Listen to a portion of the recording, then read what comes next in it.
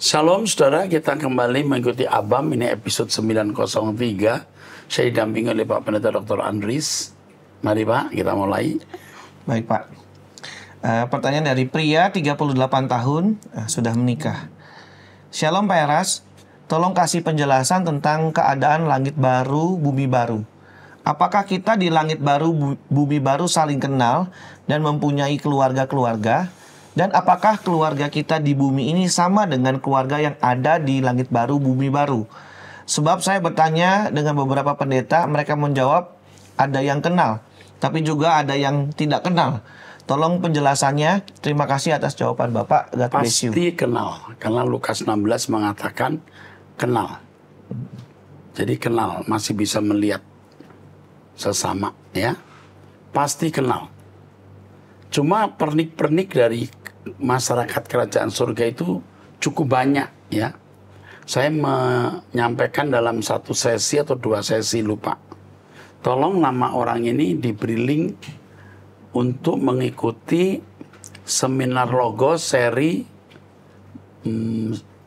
dinamika masyarakat kerajaan surga. Ada dinamika masyarakat kerajaan surga. Ya, kalau tidak dikirimi saja suara dari MP3 dari soal ini. Ini karena rumit. Langit baru, bumi baru nanti itu masyarakat seperti di bumi ini, hanya tidak ada dosa.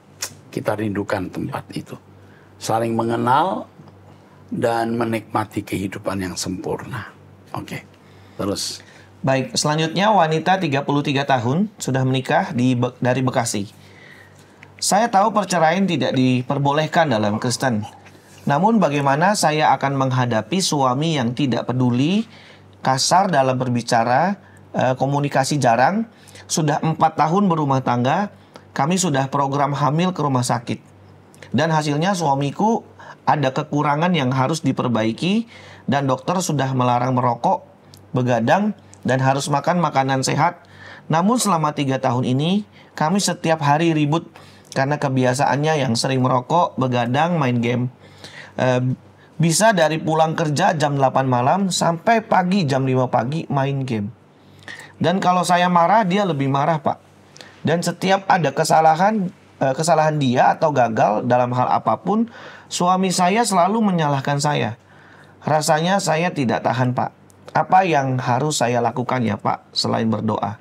Terima kasih. Tuhan Yesus memberkati. Dia belum punya anak ya? Iya Pak. Tidak jelas ya? Program. Program ya? Sulit ya menjawab pertanyaan ini. Tetapi saya harus beritahu, sering Tuhan menjawab itu seiring dengan perjalanan waktu dan pergumulan. Jadi kamu sudah tidak ingin berdoa rasanya dengan pernyataan selain berdoa. Padahal doa itu segalanya dan kamu anggap doa itu belum cukup. Dan itu salah nak. Kamu berdoa dan jangan banyak bicara dengan dia. Kamu diam saja. Kamu harus memberi ruangan Tuhan untuk bertindak. Kamu selama ini masih pakai caramu sendiri. Dan kamu sudah tidak betah lagi hidup di lingkungan suasana ini. Sebab pada dasarnya kamu sudah pengen cerai saja. Cuma cari kesempatan. Cari momentum dan cari alasan. Saya tidak katakan boleh atau tidak boleh. Kamu berdoa dulu. Ikuti doa pagi kami jam 5 pagi, doa pribadi. Menunggu bagaimana Tuhan melakukan tindakan. Tuhan pasti akan memberikan petunjuk apa yang harus kamu lakukan. Oke? Saya kira itu dulu saja. Oke, Tuhan berkati. Baik. Selanjutnya pria 67 tahun sudah menikah dari Tangerang. Pertanyaan pertama, bagaimana menghadapi istri dengan hobi nelpon, ngobrol? Ya, ajak bicara dulu baik-baik. Setelah itu diam. Ini istri umur berapa ya? Karena suaminya udah 67 tahun. Wow. Ini kalau istri umur 60-an ini sudah tua. Sudah tidak bisa diubah dengan mudah. Kalau ditegur malah berantem, lebih baik diem. Ya. Kenapa dia nggak persiapan ke surga ya usia segini ya? Udah usia begini belum berkemas-kemas.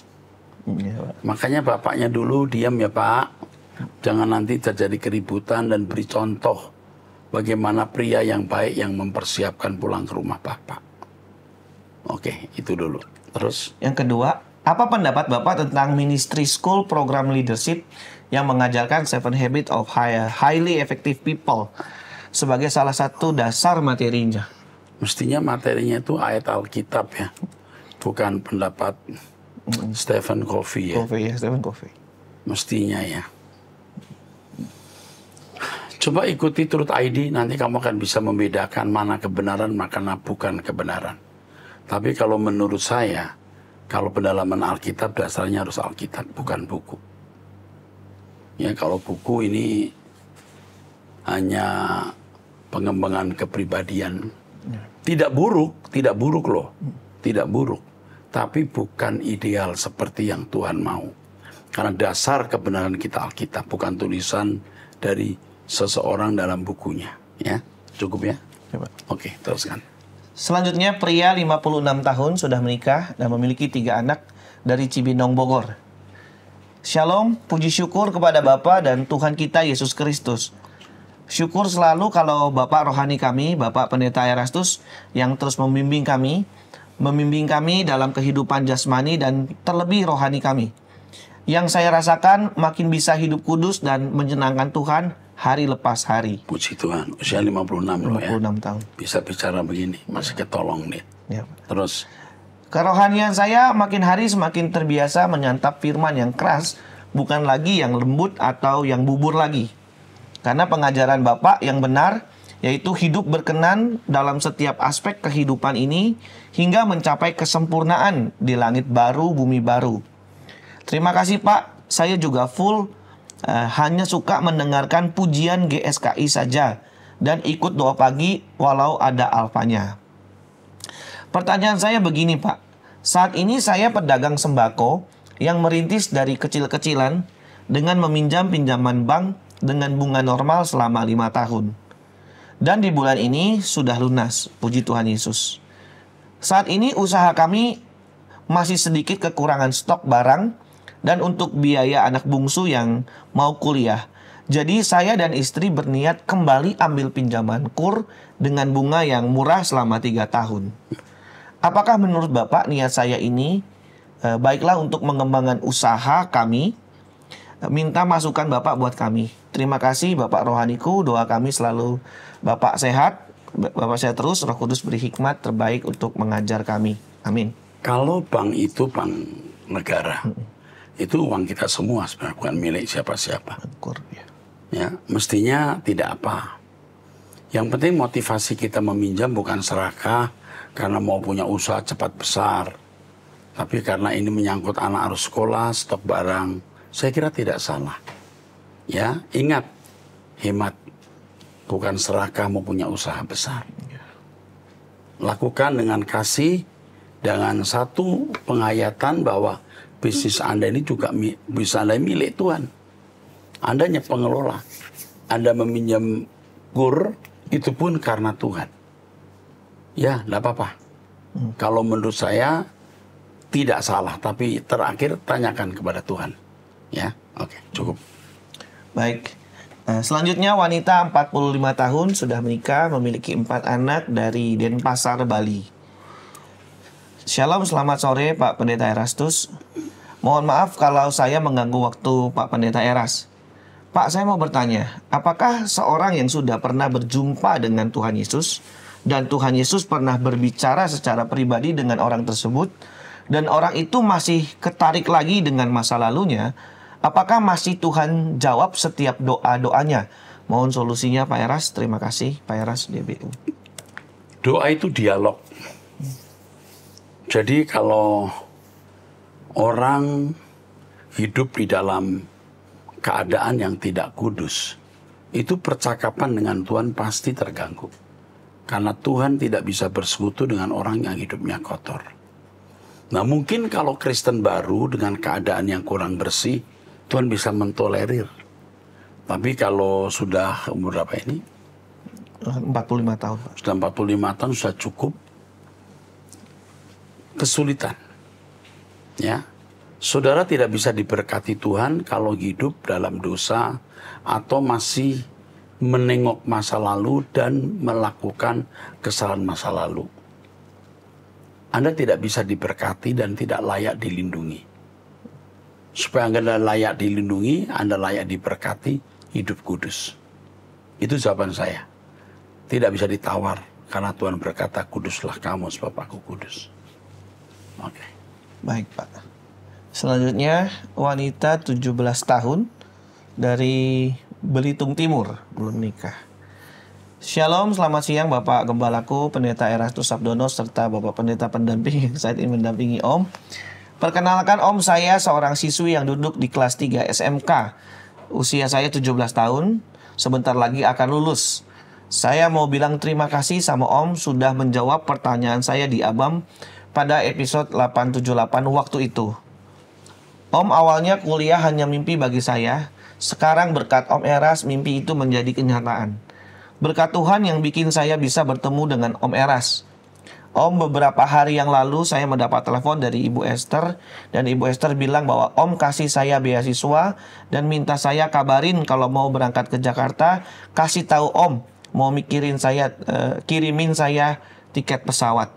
Ulangi. Kalau mau berangkat ke Jakarta, kasih tahu Om mau kirim saya tiket pesawat. Oke, terus. Dan juga Om sudah disuruh baptis dan juga Om saya udah disuruh baptis di gereja yang ada di Belitung Timur. Tapi saya mau di Rehoboth saja baptisnya. Terima kasih banyak Om. Om sudah banyak membantu saya. Semoga Tuhan membalas semua kebaikan Om. Semoga Om panjang umur, sehat selalu, biar bisa terus dipakai sama Tuhan. Semoga Om dan keluarga selalu dalam lindungan Tuhan. Terima kasih Om, Tuhan Yesus memberkati. Ini tidak bisa selalu Bu Esther takut lupa ya. Ini harus diserahkan kepada pihak sekolah siapa. Tolong diberitahu pihak sekolah ya. Jangan sampai tidak ditindaklanjuti. Jangan sampai nanti anak ini dilupakan lalu tidak sampai ke sekolah. Wah, ini membuat saya tidak happy ya. Tolong dicatat dulu. Lalu tolong Pak Michael, dari pihak sekolah harus ada PIC khusus untuk orang-orang yang saya biayai ini. STT. Ya. Karena kadang-kadang iya tapi bisa nggak sampai. Karena ada pengalaman kan orang tidak sampai. Tolong ya. Ini anak mesti dilindungi ya. Bagus. Mengharukan kan? Iya Pak. Oke, terus. Selanjutnya pria 62 tahun, sudah menikah, anak 2 dari Jakarta. Shalom Bapak Eras yang saya hormati. Saya seorang pria berusia 62 tahun dan istri saya berusia 53 tahun. Kami adalah anggota jemaat GSKI Gajah Mada. Saya ingin bertanya, apakah benar jika saya dan istri berhubungan badan tidak sewajarnya karena istri saya takut hamil, sehingga kami memutuskan untuk melakukan onani bersama. Apakah tindakan ini diperbolehkan menurut ajaran Tuhan? Umurnya berapa ya tadi? 62 tahun Pak. Okay. Istrinya 53. Udah menopause. Udah menopause mestinya, tapi coba teruskan. Saya telah melakukan hal ini beberapa tahun belakangan. Saya meminta pandangan dan petunjuk Bapak mengenai hal ini. Terima kasih atas jawabannya. Semoga Bapak Erastus senantiasa sehat, panjang umur, dan diberkati oleh Tuhan. Sebenarnya yang penting dalam hubungan suami istri itu, satu, tidak ada fantasi pria atau wanita lain. Yang kedua, tidak melukai. Tidak ada yang dilukai. Itu prinsip utama ya. Adapun yang ketiga dengan cara bagaimana sebenarnya tidak menjadi masalah. Nangkap ya? Saya kira cukup itu jawaban saya. Ya. Sulit menjawabnya ya. Tapi dua jawaban ini udah benar ya. Yang penting nggak ada fantasi dari bayangan pria atau wanita lain, karena kalau onani masturbasi kan bisa ada bayangan. Tidak pun masih ada bayangan. Kalau hubungan badan pun kalau ada bayangan yang lain itu berselingkuh pikiran. Yang kedua, tidak ada yang dilukai. Ya, saling melayani. Oke, terima kasih. Teruskan. Selanjutnya ini Nonim, Apa ini? 38 tahun. Oke, menikah 6 Menikah anak. 6 anak. Tapanuli Utara. Shalom Bapak rohaniku yang luar biasa dipakai Tuhan. Saya selalu berdoa buat Bapak, kiranya Allah Bapak kita yang di surga memberi kekuatan bagi Bapak agar tetap kuat untuk membina kami sesuai dengan kehendak Tuhan. Terima kasih juga Pak karena Bapak sudah melantik saya. Kiranya saya bisa tetap menjadi pelayan yang benar-benar berdampak bagi jemaat yang saya bina saat ini. Saya tidak bertanya Pak, saya ingin memberitahu sebuah tawaran yang mungkin Bapak bisa proses untuk pelayanan kita Pak. Ada orang Pak di Lintong, Nihuta. ya Nihuta, punya tanah pas dekat Danau Toba mungkin Pak ya. Simedang namanya. Tidak jauh. Dan tidak jauh dari pos PI pengabaran Injil kita menawarkan 1 hektar di atas Danau Toba itu. Mereka bilang bahwa banyak yang minta tidak dikasih karena mau buat usaha KP gitu Pak. Tanahnya pas pinggir jalan, bahkan Pak Jokowi juga sudah minta tanah itu untuk dijadikan kereta gantung sampai ke Parapat. Tapi yang punya tanah tidak memberi. Alasan pemilik tanah menawarkan ke kita supaya tempat itu dijadikan untuk kemuliaan Tuhan Pak. Oke, ini dalam saya arti kira pelayanan. agak pribadi ya. Nanti bisa ditindaklanjutin ini ya. Oke, siapa ya? Ini kasih Pak Timotius Tan. Ini untuk pelayanannya. Ini kan ditawari tanah, apakah mau beli gitu. Oke. Nanti ini nggak bisa dijawab, nggak menguntungkan untuk yang lain. Jadi kalau ada pertanyaan yang kira-kira bersifat pribadi, tidak menjadi berkat untuk yang lain karena kasusnya memang hanya untuk dia, sebaiknya tidak usah ya. Mungkin lain waktu dihindari pertanyaan ini. Langsung aja dieksekusi. Oke, teruskan. Selanjutnya wanita single 35 tahun Sulawesi Utara. Ayah saya berselingkuh sejak saya kenal dunia, sejak kecil sampai sekarang. Sekarang selingkuhan ayah saya adalah istri dari sepupu ibu saya. Hubungan mereka sudah membuahkan 1 orang anak. Dan hubungan terlarang itu malah direstui oleh keluarga si perempuan. Upaya sudah ditempuh secara kekeluargaan, kepolisian bahkan di pengadilan. Dari semua proses itu, ibu saya selalu memutuskan berdamai dengan ayah saya dan seolah membiarkan tindakan ayah saya tersebut alasan tidak ingin bercerai karena takut dosa. Setiap kali kami mendapatkan bukti perselingkuhannya dan melaporkan ke pihak kepolisian, tiba-tiba ayah saya ingin berdamai dengan ibu saya. Ayah saya seperti hanya memanfaatkan ibu saya dan mau berdamai lagi dengan ibu saya karena takut diproses secara hukum.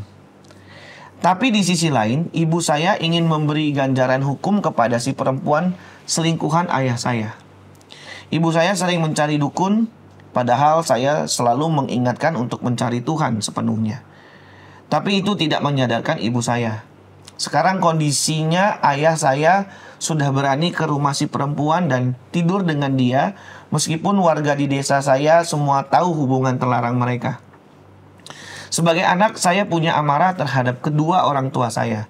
Bahkan trauma ketika saya menjalani hubungan pacaran dengan laki-laki. Saya mohon pencerahan dari Bapak, tindakan seperti apa yang harus saya lakukan untuk menyadarkan ibu saya. Saya sudah berusaha untuk mendoakan masalah ini, tapi persoalan ini semakin rumit. Mohon nasihatnya Pak. Terima kasih, Tuhan Yesus memberkati. Ini di lingkungan keluarga masyarakat Kristen loh ini. Iya Pak. Sulawesi Utara. Sulawesi Utara. Bejat juga ya. Prihatin ya. Jadi memang dunia ini sudah jahat ya. Gereja kurang bisa mempengaruhi ya. Iya Pak. Ini wanita ini usia 35 tahun. Begini nak. Kamu jangan anggap ini masalah.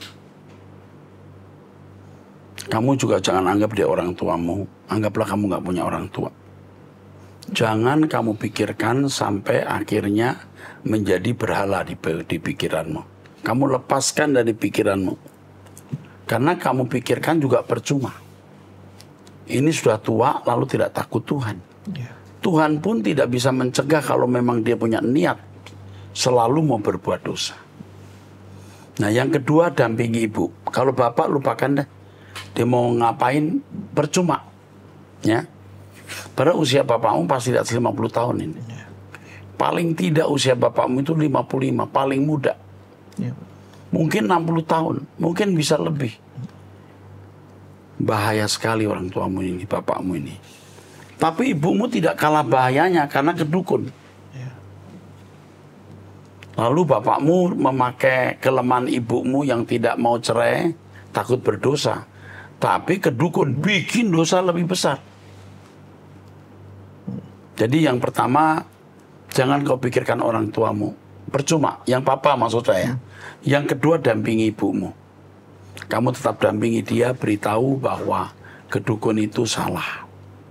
Dan bukti nyata tidak menyelamatkan keluarga. Ajak ibumu berdoa pagi bersama Om Eras.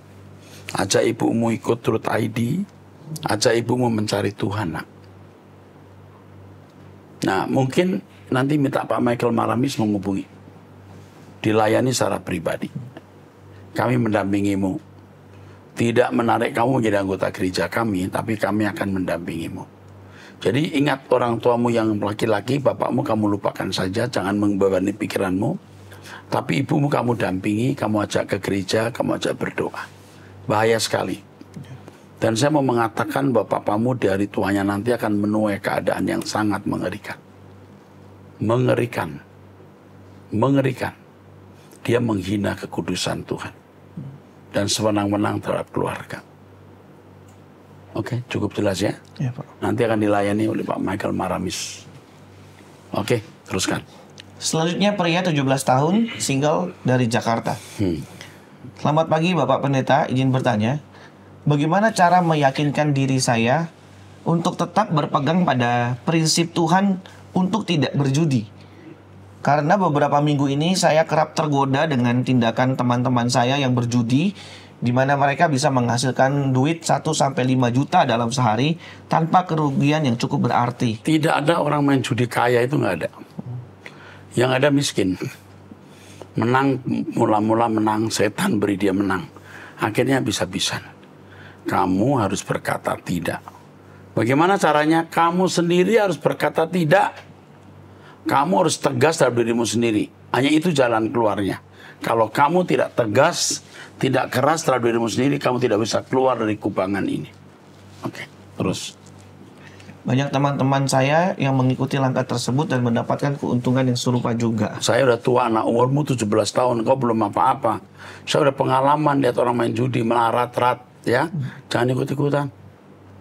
Kamu percaya sama Om Eras, nak. Terus.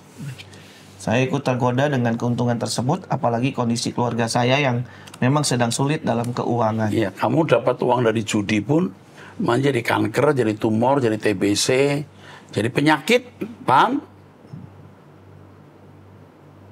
Jangan. Dapat duit akan jadi kutuk. Uang hasil judi jadi kutuk, paham? Jangan lakukan itu.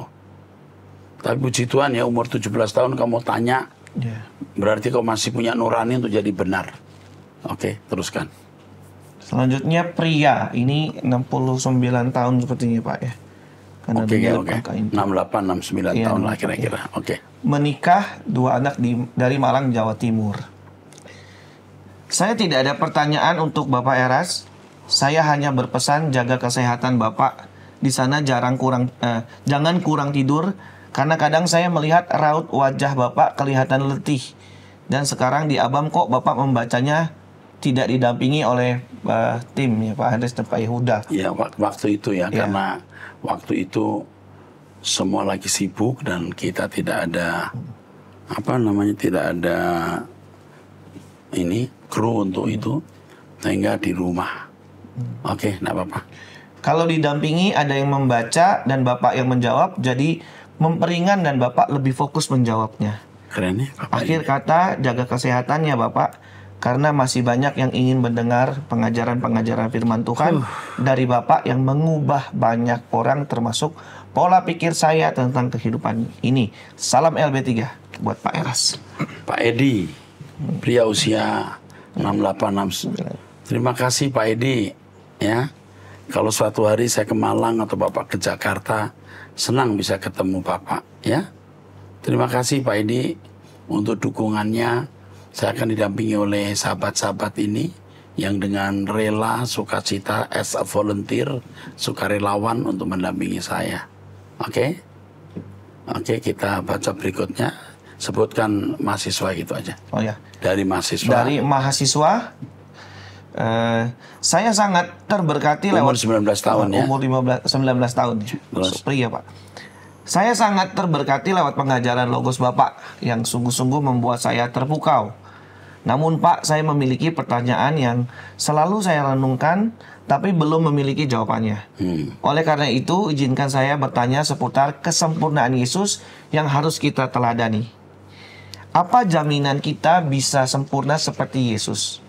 Yang mana Yesus lahir dari Roh Kudus, bukan hasil hubungan intim. Sedangkan kita berasal dari hubungan intim tidak seperti Yesus. Dan saya pernah membaca dari buku Bapak yang berjudul Yesus yang lain, bahwa kenapa juru selamat bukan berasal dari kita manusia, karena seseorang penebus tidak boleh berdosa. Oleh karena itu Yesus lahir dari Roh Kudus agar tidak terdapat kodrat dosa dalam dirinya. Bukannya masih mustahil Pak, kita bisa meneladani Yesus sampai menjadi manusia sempurna sepertinya. Sedangkan kita sedari kecil memiliki kodrat dosa itu sendiri Pak. Demikian pertanyaan saya Pak, semoga lekas dijawab oleh Bapak Erastus serta rekan-rekannya. Saya ucapkan terima kasih, tetap bersemangat menyuarakan kebenaran. Harus bisa membedakan yang pertama original sin dan personal sin. Original sin itu dosa di mana seseorang mau menyamai Tuhan atau tidak mau hidup di bawah subordinasi tekanan, di bawah Tuhan.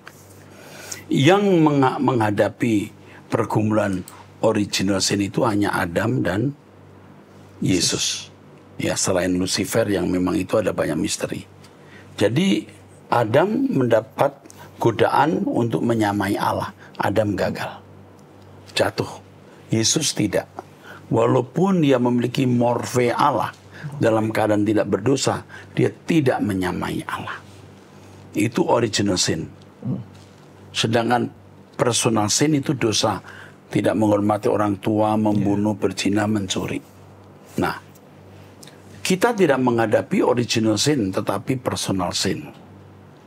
Kita tidak akan sempurna seperti Yesus, karena pergumulan yang dihadapi Yesus itu beda dengan kita. Ia menghadapi original sin dan tentu juga personal sin. Tapi Yesus berhasil dengan pencobaan-pencobaan yang berat, memikul kayu salib, disiksa. Kita tidak mengalami penderitaan seberat itu atau soal seberat itu. Kita juga punya soal. Mungkin soal kita beratnya tidak seperti Yesus. Kalau Yesus 1000 kilo, mungkin kita 60 kilo. Tapi yang 60 kilo ini kita harus sukses. Kita harus jawab dengan benar. Kita harus melakukan sesuai pikiran perasaan Allah. Jika kita bisa bertindak selalu sesuai dengan pikiran perasaan Allah, itu namanya sempurna. Itu yang namanya sempurna. Maka sempurnanya A dengan B itu beda. Tergantung porsi yang diberikan kepada masing-masing itu. Kalau Yesus sekali salah, selamanya salah. Kalau kita sekali salah, personal sin ya, bisa minta ampun, bisa dipulihkan. Itu jelas? Saya kira cukup. Ini episode 903. Kita akan lanjutkan di pertemuan mendatang 904. Tuhan memberkati.